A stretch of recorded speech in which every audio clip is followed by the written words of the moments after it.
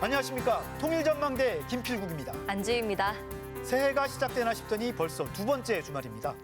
그런데 북한은 새해 초부터 상당히 바쁘게 움직이고 있다네요. 네, 각종 행사가 이어지고 곳곳에서 다양한 결의 대회도 열린다고 합니다. 네, 박철원 기자, 북한의 신년초 분위기부터 살펴볼까요? 네. 얼마 전 끝난 전원회의 결정을 관철하자는 각계의 움직임이 북한 전역에서 이어지고 있는데요. 거리의 대형 전광판에선 전원회의 결정문 보도가 방영되고 위대한 우리 국가의 부강 발전과 우리 민의 복리를 위하여 더욱 힘차게 싸워 나가자.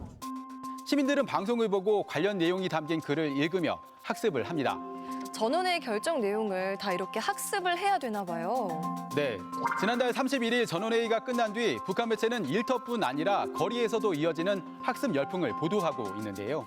새해 첫날에 이 당중앙위원회 제8기 4차 전원회의 소식에 접했습니다. 정말이지 이거 잠들 수 없는 그런 밤입니다.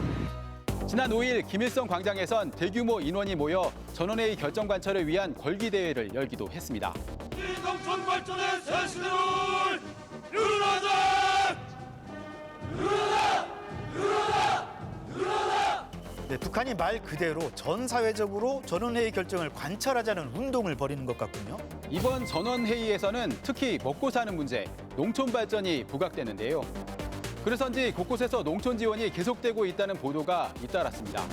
전원회의에서 농촌 문제가 중요한 우정으로 토의된 것을 보면서 오늘 구역안의 투명원들을 총발동해서 206톤의 고름을 마련해서 농장들의 집중 수송을 하고 있습니다. 주요 산업시설과 공장에서 새해 첫 전투를 벌였다는 뉴스에서도 관련 소식이 이어졌는데요. 전원회의가 제시한 위대한 투쟁 강령을 받아안고 손손 세멘트 연합기업소에서 새해 첫 시작부터 증산의 덩음을 높이 올리고 있습니다. 최룡해 상임위원장은 발전소를 현장 방문해 전원회의 결정 이행을 독려했고 김덕훈 내각 총리는 지난해 당대회 기념 열병식에서 김정은 위원장 등이 입었던 것과 비슷한 가족 롱코트를 입고 제철소와 비료공장 등을 시찰했습니다. 네, 이런 가운데 북한이 미사일을 발사했다는 소식도 있었습니다. 네, 지난 5일 오전 8시 10분쯤 동해상으로 발사체 한 발을 발사했는데요. 북한은 극초음속 미사일 시험 발사에 성공했다고 주장했습니다. 극초음속 활공비행 전투부의 비행 구간에서 초기 발사 방위각으로부터 목표 방위각으로 120km를 측면 기동해서 700km에 설정된 표적을 오차없이 명중했습니다. 북한은 작년 9월에도 극초음속 미사일 화성 8형을 시험 발사했었는데요. 당시 속도 마하 3이 채 안 됐던 것과 달리 이번엔 마하 5가 넘고 사거리도 700km에 이르는 것으로 추정돼 성능이 향상된 것으로 보입니다. 금수산 태양궁전 참배로 새해 첫 공개 활동을 시작한 김정은 위원장은 발사 현장을 참관하지 않았습니다. 베이징 올림픽 불참도 공식화했다죠? 네, 극초음속 미사일을 발사한 당일 중국에 편지를 보내 겨울 올림픽에 참가하지 못하게 됐다고 전했습니다. 북한은 이 편지에서 적대 세력의 책동과 코로나 확산으로 올림픽에 참가하지 못하지만 중국을 전적으로 지지한다고 밝히기도 했습니다. 네, 새해 벽두부터 결의 대회도 하고 또 뭔가를 학습해야 한다고 하니까 북한 주민들이 썩 유쾌한 기분은 아닐 것 같은데요. 네. 그래도 새해 분위기를 내는 주민들도 있었다고 하는데요. 다른 행사도 있었나 보죠? 네, 여느 해처럼 올해도 1일 0시를 기해 김일성 광장에서는 대규모 불꽃놀이가 열렸고요. 축포가 오릅니다. 새해 2022년에 경축의 축포가 터져오르고 있습니다. 곳곳에선 신년 음악회와 연극, 교회 공연 등 다양한 행사가 열렸습니다. 양력서를 맞는 인민들에게 기쁨과 즐거움을 안겨주며 평양 교회국장에서는 종합교회 공연이 진행됐습니다. 새해맞이 공연에선 눈에 띄는 부분도 있었다면서요? 만경대 학생소년궁전에서는 지난 1년을 월별로 나눠 놀이와 춤으로 표현한 학생들 공연이 펼쳐졌는데요. 방역을 주제로 한 공연도 있었습니다. 소독을 하자요, 똑바로 하자요. 소독술은 발걸음, 지향대로 총각취. 손소독제로 분장한 아이들은 노래에 맞춰 빙글빙글 돌고 체온계 모양의 탈을 쓴 무용수들은 익살스런 춤을 선보이기도 했습니다. 이 공연은 외신들도 주목했는데요. 사우스 차이나 모닝포스트는 북한이 손세정제 춤과 함께 코로나19를 극복하고 있다고 전하기도 했습니다.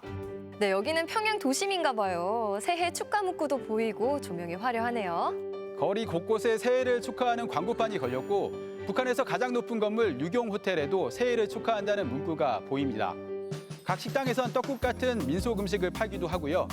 옷가게에는 새해 들어 한복을 찾는 손님이 부쩍 늘었다고 합니다. 새해에 들어서면서 조선의 옷에 대한 수요가 높아지면서 우리는 어떻게 하면 민족적 정서와 현대적 미감에 맞는 조선 치마 저고리를 이민들에게 봉사할 것인가 하는 연구를 많이 해왔습니다. 네, 그런데 북한에선 신년 초에 가장 많이 가는 곳이 사진관이라면서요. 네, 올해도 북한 방송에는 어김없이 새해를 맞아 사진관을 찾는 주민들의 모습이 보도됐는데요. 새해를 맞으면서 노친네, 손자, 손녀, 싸우 온 가족이 사진관에 왔습니다. 무럭무럭 자라고 있는 우리 아들의 모습, 또 한 살 성장한 내 아들의 모습 사진에 남기고 싶어서 이렇게 찾아왔습니다. 이 사진관에선 나무 조형물이나 가야금도 소품으로 이용하고요. 설산 풍경에 인공눈을 뿌려주기도 합니다. 최근엔 온라인 예약 서비스를 활용하는 사진관도 늘었다고 합니다. 국가망에 추억 홈페이지를 새로 개설해서 손님들이 사진관에 찾아오지 않고도 사진 가공 봉사와 제작 봉사도 받고 기획 봉사도 진행하고 있습니다. 네, 박 기자 수고했습니다.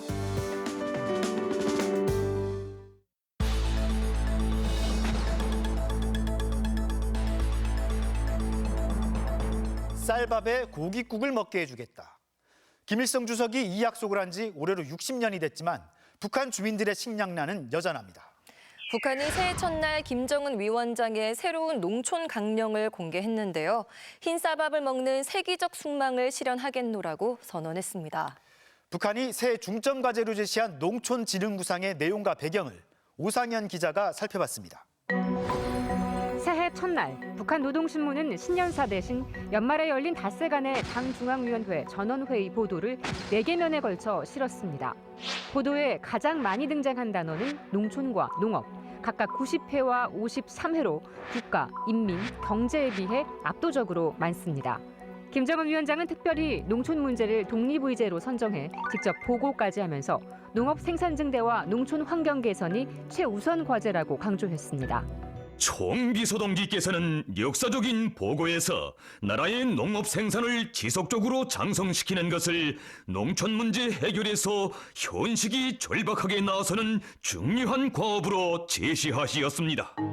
김 위원장은 특히 주민들의 식단을 쌀밥과 밀가루 중심으로 바꾸기 위해 벼와 밀의 재배 면적을 늘리고 밀 가공 능력도 향상시키라고 강조했습니다. 우리 인민의 세기적인 숙망을 가까운 앞날에 반드시 실현하려는 우리 당의 결심과 의지를 다시금 표명하시고 우리 인민의 식생활 문화를 흰쌀밥과 밀가루 음식 위주로 바꾸는 대로 나라의 농업 생산을 지향시키기 위한 할아버지 김일성 주석의 60년 전 약속, 흰쌀밥에 고깃국이 떠오르는 대목입니다.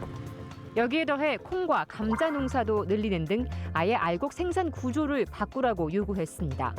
양질의 탄수화물과 단백질로 주민 영양을 개선하는 동시에 수입에 의존하던 작물을 자급자족하려는 의도로 보입니다. 국경봉선에서 물가루가 안 들어오니까 밀가루를 자체 생산해야 되는 지금 과제의 측면에 있는 겁니다. 콩기름, 식용유를 거의 100% 중국으로부터 수입을 하거든요. 콩기름 생산을 위해서도 사실은 콩이 필요한 거죠. 증산을 위한 종자 개량, 재해성 기후에 대비한 시스템 완비, 농민들의 교육과 사상적 각성, 당과 행정간부들의 헌신 등 끝도 없는 주문이 이어졌습니다. 과거와 비교해 주목되는 점은 농업에 대한 국가적 지원책입니다. 김 위원장은 트랙터 등 농기계와 비료, 농약과 전력 등에 대한 구체적인 투자와 지원 계획을 마련했다고 밝혔습니다. 네, 북한은 이제 화학 분야에서 이제 비료보다 이제 섬유화학이나 석탄화학을 중심으로 치중을 해왔고 기계공업에서도 농기계를 중심으로 해온 게 아니라 중공업 기계를 중심으로 이제 발전을 시켜왔거든요. 모든 산업의 역량을 농업 부분으로 이제 집중을 시킨다라고 하면 어느 정도 효과가 나타날 수도 있겠다. 협동농장의 국가 채무를 면제하겠다는 조치가 열악한 지역 농민들의 소득을 늘리는 효과로 이어질 수도 있습니다. 국가로부터 농업 생산을 위해서 기계와 농약, 비료, 전기, 농업용수 이런 것들이 이제 우선을 공급받고 농산물을 공급받은 양만큼 국가에 상환하지 못한 게 바로 이제 그 국가에 상환하지 못하는 그런 자금이라고 이야기할 수가 있겠습니다. 김정은 농촌 구상의 또 한 축은 농촌 환경의 전면적인 개선입니다. 가까운 앞날에 전국의 모든 농촌 마을을 삼지연시 농촌 마을의 수준으로 부유하고 문화적인 사회주의 리상촌으로 만들자는 것이 우리 당의 농촌 건설 정책입니다. 북한은 최근 이른바 백두산 혁명 성지인 삼지연시에 자원을 집중 투입해 수천 가구의 주택과 시설을 건설했는데 다른 농촌 지역도 삼지연처럼 될 수 있다는 겁니다. 김 위원장은 농촌 건설을 위해 필요한 시멘트와 건설 장비, 자재 등에 대한 지원 대책을 주문했습니다. 올해 지원은 농업 성과를 과시하기 좋은 곡창지대, 황해남도에 집중될 것으로 보입니다. 전원에서 찍은 지역이 황해남도인데 거기는 사실 대단입니다. 또 해당 지역을 우선적으로 또 이제 개선을 해도 어느 정도 효과는 나타날 수 있을 거다. 북한은 김정은의 농업 구상에 대해 새로운 사회주의 농촌 건설 강령이라고 의미를 부여하고 있습니다. 문제는 거창한 청사진에 비해 수단과 여건이 충분치 않다는 점입니다. 농약, 비료, 그다음에 다양한 농기자재 이런 부분들은 외부와의 교육에 상당 부분 의존하고 있거든요. 근데 국경 봉쇄 상황에서 이런 그 외부 교육에 의존하는 부분들이 없이 자력 경생한다는 건 어려운 일이고요. 부족한 여건은 사람이 메우는 수밖에 없는 상황. 북한은 생산성 높은 청년들이 농촌으로 진출할 것을 유도하고 있습니다. 140여 명의 청년들이 당의 농촌 건설 구상을 앞장에서 실현해 나갈 일념으로 사회주의 협동볼로 탄원하는 모습입니다.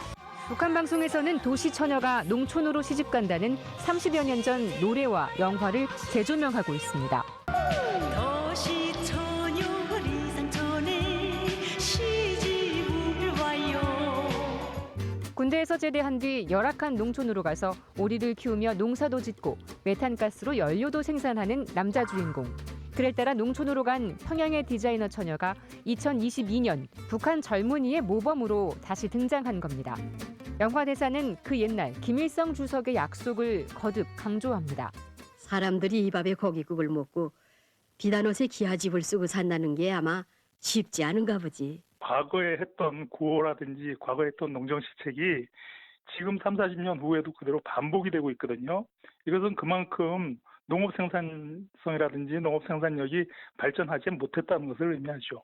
새로운 농촌 건설 강령, 새로운 농촌 문명, 지방이 변하는 새 세상.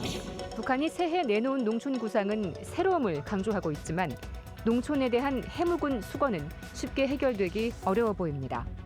통일전망대 오상현입니다.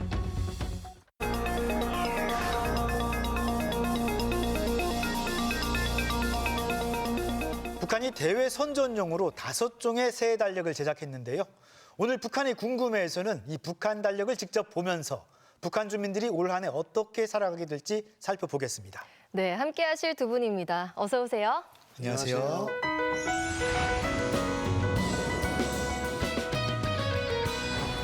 해마다 연말 연초가 되면은 새 달력에다가 각종 기념일, 잊으면 혼나는 날, 그렇게 적어두고 또 새해는 힘내자 이렇게 다짐하고 그러잖아요. 네, 저는 새해 달력을 처음 받아보면 쉬는 날이 며칠이나 되는지 그거부터 확인하거든요. 빨간 날 중요하죠. 아, 중요하죠. 네. 자, 그럼 본격적으로 북한 달력 살펴볼까요?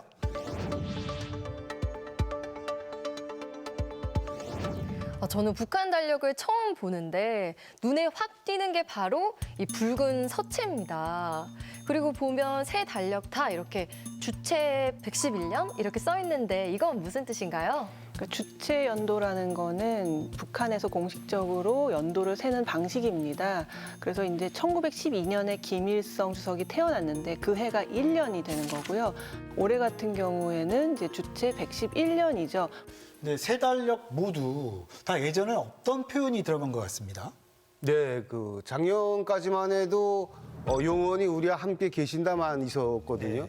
근데 이제 올해 들어와서는 안녕을 상가 축원합니다가 이제 추가가 됐네요. 이젠 집권 10년이 지나면서 그래도 이제 최고 지도자고 수령이고 이렇게 하니까 이제 안녕을 상가 축원한다는 문구를 좀 더 이제 추가하지 않았나 그렇게 이제 생각이 됩니다. 네. 보면 새 달력이 다 외국문 출판사에서 만들어졌어요. 북한에서 사실 이렇게 출판되는 모든 출판물은 체제선전의 목적이 있다고 보시면 될 것 같아요. 그래서 달력도 사실 예외는 아니고요. 모양새는 조금 다르지만 다 동일한 문구를 그래서 적고 있습니다. 좀 달력을 보면은요. 하나는 풍광을 주제로 한 것 같고요. 네. 또 하나는 모두 북한의 아동들. 그리고 이거는 삼지연 씨를 주제로 한 것 같은데 북한에게 삼지연은 정말 중요한 의미가 있나 봅니다. 네, 한번 볼까요?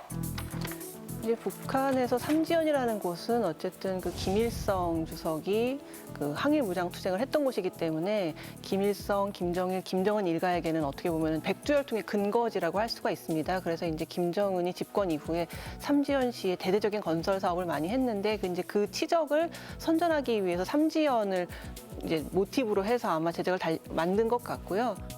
북한에서 만들어지는 달력이 조금 특징이 있는데요. 아동 달력, 그다음에 이제 배우들, 영화 배우들 많이 나오는 달력과 이런 건물과 자연 풍경, 꽃, 뭐 그다음에 동물 이렇게 이제 여러 가지 좀 특징이 있는데 그 중에서도 북한 주민들이 이제 아동 달력을 이제 굉장히 좋아합니다. 올해 아동 달력은 조금 이제 이전하고 다른 게 아이들의 모습도 같이 나오면서 여기에 이제 그 아동용 그 여러 가지 그 상품들 이런 것들을 이제 소개하는 이런 그 의미도 좀 담아낸 것 같습니다.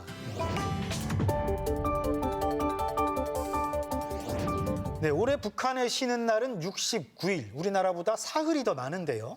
네, 먼저 1월입니다. 네, 보면 남북한 똑같이 1월 1일은 빨간 날이네요. 네.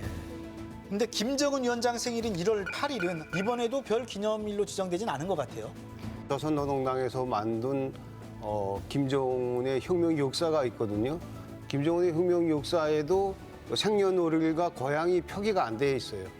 출생연도와 그다음에 이제 그 고향 이런 것들을 밝혔을 때 북한 주민들한테 주는 그 어떤 이제 영향 같은 거 이런 것들을 이제 많이 생각해서 아직은 이제 삼가하지 않나 이제 그렇게 이제 이야기할 수 있겠습니다. 네, 그러면 2월로 넘어가 볼까요? 보면 8일, 15일, 16일 이렇게 다 빨간 날이네요. 2월 8일은 조선인민군이 창설된 날이어서 이제 건군절이라고 부릅니다. 네. 이제 원래는 건군절이 4월 25일이었어요. 그거는 조선인민혁명군이 만들어진 날짜였는데 김정은이 집권한 이후로 다시 조선인민군이 만들어진 2월 8일을 건군절로 바꿔서 그날을 기리고 있습니다. 사실 북한은 국군의 날이 두 개인 셈이에요. 둘 다 기념을 하는 것 같아요. 네, 둘 다 빨간 날로 알고 있습니다. 2월 15일은 왜 쉬나 봤더니 정월 대보름입니다. 우린 휴일이 아닌데 북한에선 정월 대보름도 휴일이네요. 그 김정은 총비서가 집권하면서 이제 그 우리 민족 뭐 이런 것들을 이제 강조하면서 조상 대대로 내려오는 이제 풍속인데 이제 휴식일을 하자. 이것도 이제 쉬는 게 좋겠다고 이야기가 돼서 이제 공휴일로 되게 됐다. 뭐 국수도 먹고 달 보면서 이제 소원도 빌고 그다음에 그 정월 대보름과 관련한 그 여러 가지 그 열의 경연 이런 것도 하면서 이제 그 정월 대보름을 보내고 있습니다. 네, 2월 16일도 빨간 날인데 보면 테두리가 하나 더 떼어져 있어요. 뭐 중요한 날인가 봅니다. 제일 중요한 날 중에 하나죠. 김정일의 생일입니다. 이 광명성절이라고 보통 부르는데 광명성이라는 게 이제 밝게 빛나는 별이잖아요. 보통 김정일을 좀 우러러서 칭할 때 이제 광명성이라는 말을 하는데 4월 15일 김일성의 생일과 거의 이제 동등하게 가장 중요한 날 중에 하나입니다. 근데 올해는 이런 날 좀 더 유심히 지켜봐야 된다면서요. 뭐 올해가 5년, 10년 단위로 꺾어지는 이른바 그 정주년이라고 하더라고요. 네, 올해 김정일 생일이 아마 80주년이 될 거고요. 김일성 생일은 110주년. 뭐 이렇게 이제 될 겁니다. 이때는 여러 가지 대규모 행사, 각종 이제 그 행사들이 굉장히 다양하게 많이 열리게 됩니다.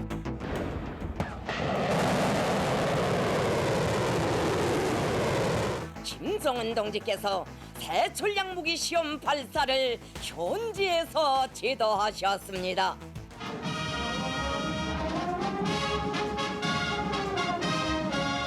네, 얼마 전에 통일부가 제작한 업무용 달력에 북한의 기념일이 표기가 되면서 일각에서는 비판을 받았잖아요. 네, 뭐 통일부는 북한 기념일 분석이 내부 동향 파악이 기본이다. 그러면서 이전에 보수 정권에서도 계속 제작해 왔다 하면서 유감을 표명했는데요. 어떻게 보시나요? 아무래도 이제 전쟁의 고통을 기억하시는 분들도 계시고 또 뭐 북한의 무력 도발 같은 것으로 고통받은 분들도 계시기 때문에 이런 부분이 굉장히 불편하실 수는 있을 것 같아요. 굵직굵직한 명절날 뭐 무력 도발을 한다거나 무력 과시를 한다거나 이런 일들이 많았었거든요. 아무래도 행사가 많이 일어나는 날이기 때문에 업무 차원에서 이런 날들을 잊지 않고 좀 주목하기 위해서 표기를 한 거라고 이해하고 있습니다. 네, 그럼 올해 북한이 보일 수 있는 경우의 수는 뭐가 있을까요? 지금 내부 경제 문제 해결이 시급하다라는 좀 공감대가 있는 것 같아요. 그래서 얼마 전에 전원 회의에서도 주로 이제 식량 증산이라던가 경제 문제 얘기를 집중적으로 논의를 했기 때문에 대내 문제에 좀 더 집중하지 않을까, 비교적 좀 차분하게 지나갈 것 같다는 생각이 듭니다. 네. 그러면 이번엔 주제별로 살펴볼까요?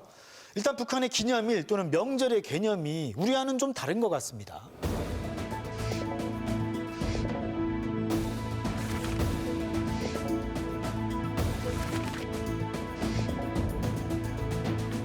(4월 5일이) 북한에서는 식목일이 아니라 청명이네요. 산에 가서 그 산소를 이제 정리하고 인사를 하는 날이거든요. 또 뭐 혁명열사능이나 이런 데 가서 인사도 하고 북한 주민들한테는 굉장히 중요한 날입니다.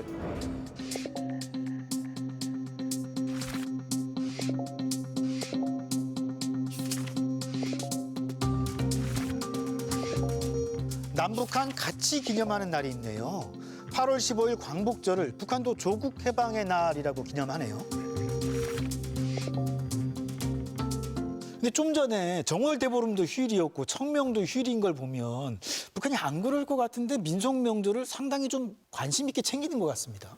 네, 그 90년대 이후에 이제 동유럽 사회주의 나라들이 이제 변화가 되면서 우리 민족 제일주의를 이제 많이 이야기를 합니다. 그래서 민속 명절과 민속 풍습 이런 것들이 이제 사실 주민들 결속시키고 체제 안정하고 하는데 굉장히 중요하다고 생각하는 것 같습니다.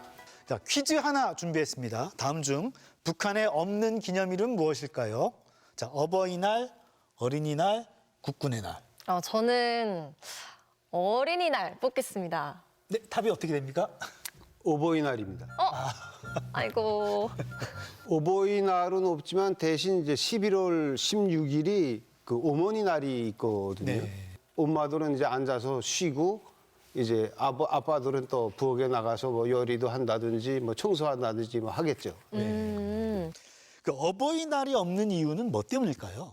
어버이는 어머니와 아버지를 통칭하는 말이잖아요. 그런데 아무래도 이제 북에서는 아버지라고 하는 것은 보통 수령님을 의미하죠. 어버이라는 단어는 최고 지도자를 위해서 남겨놔야 되는 말이기 때문에 그러니까 부모를 기리는 날에 어버이날은 없고 그냥 어머니 날만 있는 것으로 그렇게 추정이 됩니다. 크리스마스가 이제 북에는 없죠. 70년대 초에 이름 없는 영웅들이라는 그 정탐물 영화가 나왔는데 거기서 처음 크리스마스 노래를 이제 저희가 들었어요. 메리 크리스마스. 성탄절을 시간.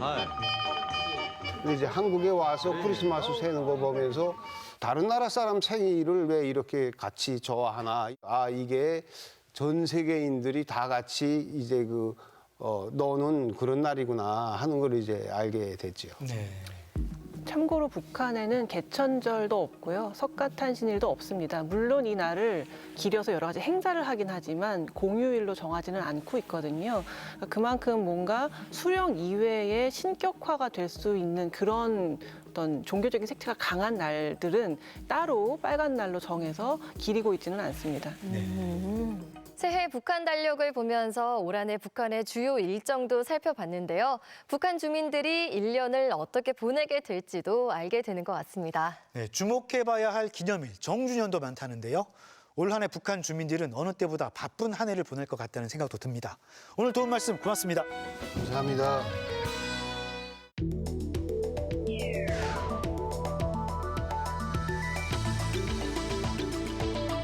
지난주 생생통일 현장에선 강원도 양양에서 소양강까지 38선의 흔적을 찾아가 봤는데요.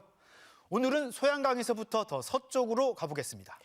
네, 38선은 결국 경기도 연천에서 비무장지대와 북한 지역에 들어가면서 더 이상 서쪽으로 갈 수는 없게 됐는데요. 분단의 아픔을 간직한 그 현장으로 이상현 기자가 안내해 드립니다. 지난주 눈 덮인 동해안, 강원도 양양에서 출발해 인제를 거쳐 소양강 상류까지 찾아갔던 38선의 흔적들. 분단의 상징이었던 북위 38도선은 소양강 물줄기와 함께 서쪽으로 흐른 뒤 강원도 화천을 지나 춘천 지역에 들어가고 이번엔 북한강과 만나게 됩니다. 38선의 흔적을 찾아 직접 배를 타고 그 북한강을 따라 내려가 봤습니다. 1960년대 춘천댐 건설과 함께 수몰된 곳이라는데요. 그중 한 지점에 도착했습니다. 제가 지금 서 있는 이곳은 정확히 위도 38도 북한강 한복판에 서 있습니다. 과거 1950년대까지만 해도 남과 북을 잇는 다리가 놓여져 있었다고 합니다. 얕은 계곡에 놓인 다리 한가운데에 선명하게 그어져 있는 38선. 북한강의 옛 이름 모진강에 있던 다리 모진교는 이렇게 휴전선이 그어지기 전까진 남북을 잇는 지역의 유일한 통로였습니다. 춘천에는 다리 한가운데로 38선이 이렇게 통과를 해서 그게 유명한 화제거리가 돼 있었죠. 지금은 수몰돼 자취를 감춘 그 다리의 양편으론 해방 직후엔 미군과 소련군이 경비를 섰는데요. 당시만 해도 양측은 수시로 연락을 주고받고 때로는 식사도 함께하며 돈독한 사이를 자랑했습니다. 아버지 말씀이 이제 그대로 저쪽에는 저기 이남 인근하고 주둔하고 여기 다리 경계에서 보초를 섰다 하더라고요. 아버지 때는 이남하고 이북 왔다 갔다 했을 때요. 북한강에서의 38선 흔적을 뒤로하고 배에서 내려 좀 더 서쪽으로 이번엔 그 수몰 지역에 있던 38선 표지석 등이 옮겨졌다는 인근의 마을을 찾았습니다. 역시 북위 38도에 위치한 이 마을에선 지금은 철거된 한 집의 터를 볼 수 있었는데요. 38선이 지나가는 자리에 있었던 그 집 안은 정말 웃지 못할 상황이었다고 합니다. 내인의 집이라고 이게 이름이 내예요. 예. 안방은 이남이고 보면 올라갔다 내렸다 마음대로 못했어요 그때도. 방 안에서? 방 안에서도. 집 안에서 왔다 갔다 그게 어떻게 말이 돼요? 아니, 도망갈까 봐. 그리고 남한 사람이 북한으로 온다 이게 되는 바람에 경비들이 서가죠. 이 강원도 춘천을 떠나 경기도로 진입하는 38선은 가평의 북쪽을 통과한 뒤 포천으로 들어서게 됩니다. 포천에선 먼저 한탄강으로 흐르는 하천, 영평천 옆에서 38 표지석과 함께 오래된 38선 휴게소를 만나게 되는데요. 지금은 영업이 중단된 채 세월의 흔적만을 간직한 모습이었습니다.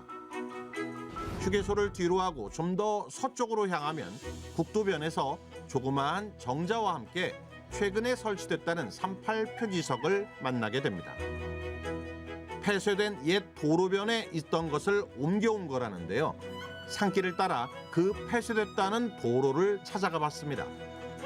여기다 세우면 이제 보는 사람이 없으니까 기왕이면 교통량이 많고 그런 데다 다시 옮기자 해가지고 그걸로 이제 공원을 만들고 옮긴 거예요. 여기. 38 고개로 불렸다는 옛 고갯길.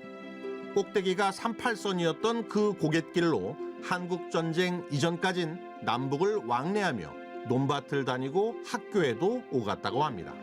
아유 여기 댕기려면 지금 이것도 많이 얕아진 거예요. 더 높았어요? 그럼요. 얕아걸 벌구지 끌고 벌구지 자라서 소에 우마차 바퀴 돌 달린 거 그거 끌고 댕기는 거예요. 여기서 호래도 나온다고 그랬고 그전에 많이 그랬지. 인민군이 후퇴할 때 주민들을 북한으로 끌고 가기도 했다는 그 한만턴 38 고개를 뒤로하고 더 서쪽으로 남한에서의 마지막 38선 마을이 있는 연천으로 향합니다. 선사시대 유적지로 유명한 경기도 연천의 초입. 한탄강을 목전에 둔 이 38선에선 한국전쟁 때 파손됐던 38 표지석 일부를 새 표지석과 함께 만날 수 있고요. 일사 후퇴 이후 다시 반격에 나섰던 아군이 1951년 5월 이곳의 38선을 재돌파한 날을 기념해 만들어진 돌파 기념비도 볼 수 있습니다.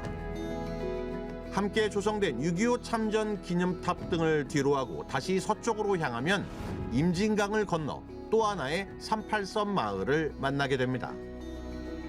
아직도 마을의 안녕과 주민 화합을 위해 산신령에게 제를 지낸다는 평화로운 시골 마을. 38선이 지나가는 마을이지만 마을 앞 임진강이 사실상의 남북 간 자연 경계로 된 탓에 북한군 통제를 받았던 곳이라고 합니다. 그 현실을 볼 수가 없었고 또 붙들어 가고 하니까 피해서 저 건너로 건너갈 수밖에 없어요. 점점 심해지다가 보니까 나중에 할 수 없이 한 달 전에 여기 완전히 다 남한에서 철수시켰어요. 그 남북 간 자연 경계가 됐다는 임진강을 따라 좀 더 서쪽으로 가봤습니다. 위도 38도를 따라 계속 서쪽으로 오게 되면 이렇게 거대한 능이 하나 나타납니다. 신라의 마지막 왕이 묻힌 경순왕릉인데요. 이곳에서 남한에서의 38선 여정도 끝을 맺게 됩니다. 경순왕릉에서 조금 더 서쪽으로 향하면 곧바로 금단의 땅인 비무장지대 DMZ에 들어서게 되고 그곳에서 휴전선과 교차하는 38선은 이후 개성 송악산과 황해도 옹진반도를 거친 뒤 백령도 북쪽을 통해 서해로 흐르게 됩니다. 한반도를 가로지르며 민족의 운명을 갈라놓았던 북위 38도선. 이제는 보이지 않는 상처로 남은 그 38선은 한설인 흔적을 간직한 채 여전히 이 땅에서 살아 숨쉬고 있었습니다. 통일전망대 이상현입니다.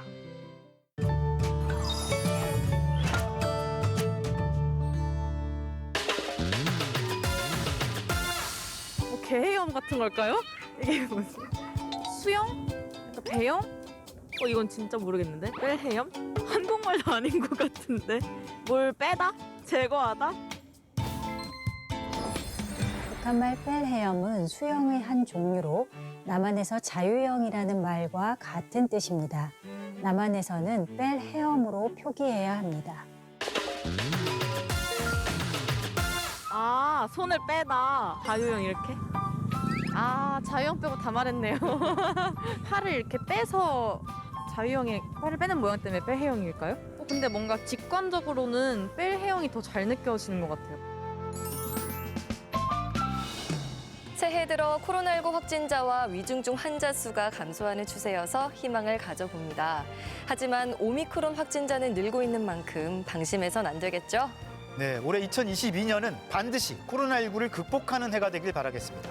건강 유의하시고요. 통일전망대 다음 주도 알찬 내용으로 찾아오겠습니다. 고맙습니다.